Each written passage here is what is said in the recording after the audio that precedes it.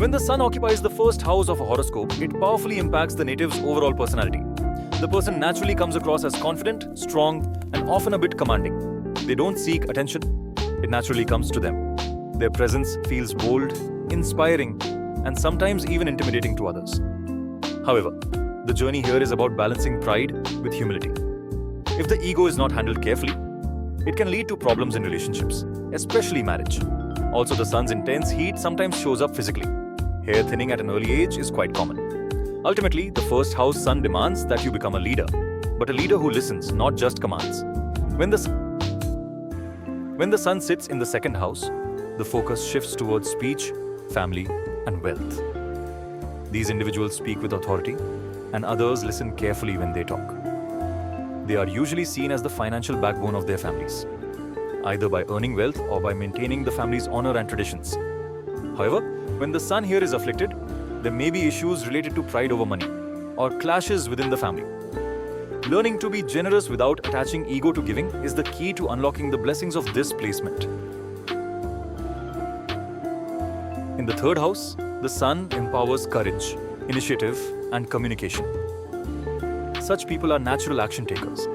They love to explore, to express themselves boldly, and they often shine in fields like writing, media, marketing, or defense.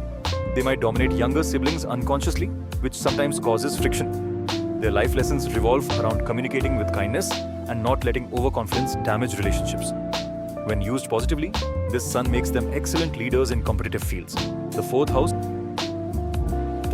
sun affects the core, the emotional foundation, the home environment, and relationship with the mother.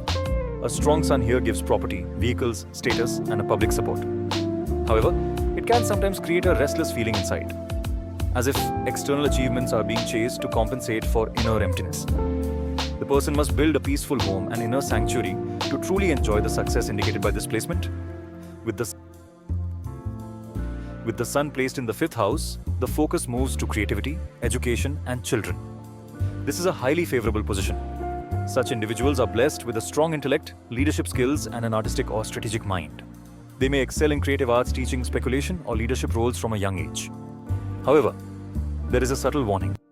Pride in creativity or children should not turn into possessiveness or superiority complexes. The true artist shines when their light inspires others, not when it overshadows them.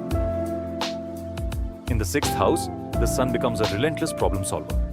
Life throws challenges at these natives, but they are built to handle them. They naturally develop skills in administration, medicine, law, or military fields. Enemies fear them, even if they don't show it openly. Health needs monitoring, especially stomach, digestion, and vitality-related issues. Victory comes here through discipline, humility, and perseverance, not through shortcuts. When the sun moves to the seventh house, relationships become the main stage where ego plays out. Marriage and business partnerships are karmic mirrors for the native's self-image. A strong sun gives a powerful spouse or prominent business allies. But if the sun's energy is not balanced, it can cause ego clashes, separations, or public criticism. The lesson here is simple but profound. In partnerships, true power comes from cooperation, not domination. The eighth house sun brings a mysterious and intense quality to the native's life.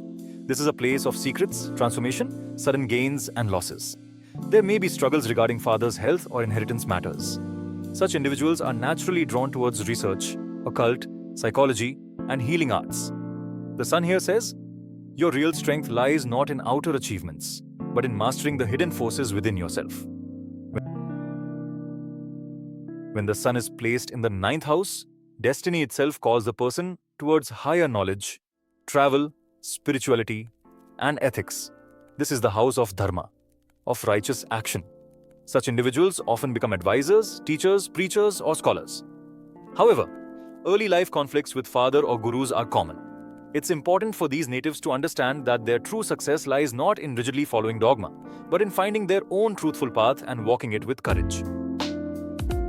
The 10th house sun is perhaps the strongest, because the 10th house represents karma, career, reputation, and public achievements. Here, the sun grants leadership, fame, and social recognition, but it also demands responsibility. The native must learn that true leadership is about serving others and maintaining integrity, not about enforcing ego. Used wisely, This placement can make the person rise to the highest positions in society.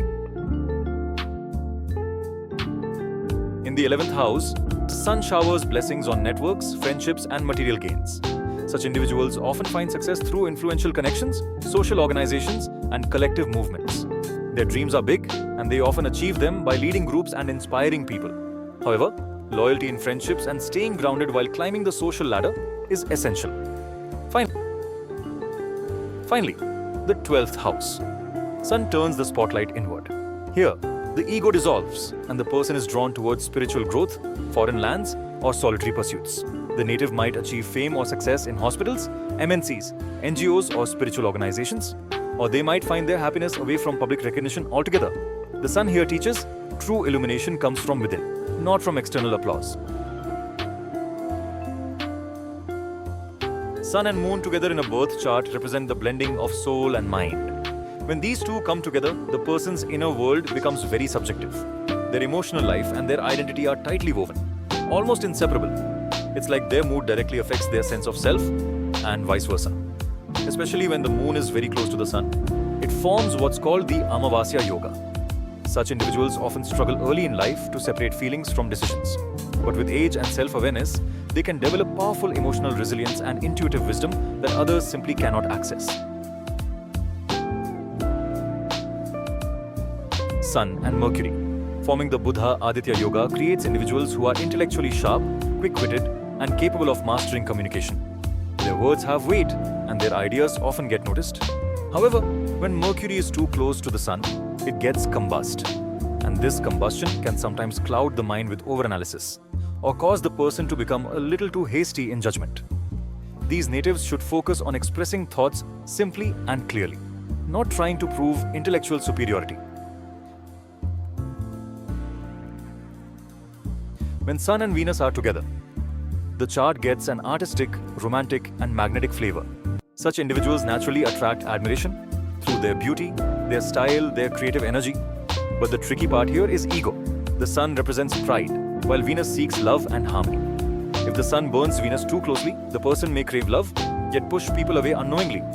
Their personal relationships need extra humility and emotional generosity to thrive. Sun conjunct Mars creates a real warrior spirit inside the person. This combination fills them with courage, ambition, and a relentless drive to win. It's fantastic for sports people, entrepreneurs, soldiers, and police officers. However, if not handled properly, this fiery combination can turn into impatience, short temper, and unnecessary fights.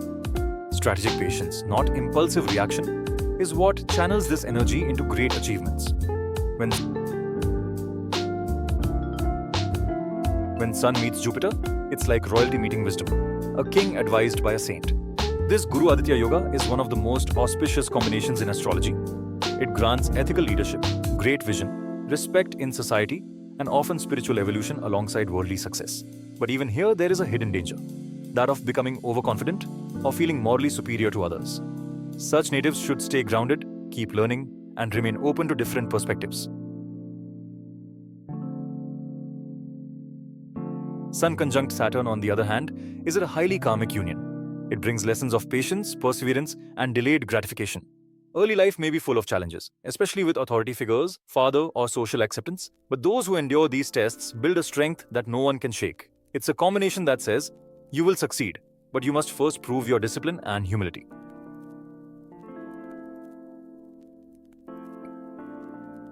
When Sun and Rahu come together, it creates what we call Grahan Yoga, or the eclipse combination. This is a tricky one. The desire for fame, recognition, and authority becomes so intense that it can lead to illusions, shortcuts, and sometimes unethical behavior. There can be periods of great public success followed by sudden losses or scandals if the person forgets their true values. Authentic living rather than image management is the lifelong lesson here. Sun and Ketu conjunct form a deeply spiritual alignment, though not an easy one. Here, the worldly ego. Sun is challenged by detachment. Take Ketu. The person often feels disconnected from the traditional paths to success. They are not satisfied with material achievements alone. This can create confusion early on about career or social role. But if handled with maturity, these individuals become mystics, healers, and spiritual guides, leading others without seeking applause. Sun and Ketu conjunct form a deeply spiritual alignment, though not an easy one. Here, the worldly ego. Sun is challenged by detachment. Take Ketu.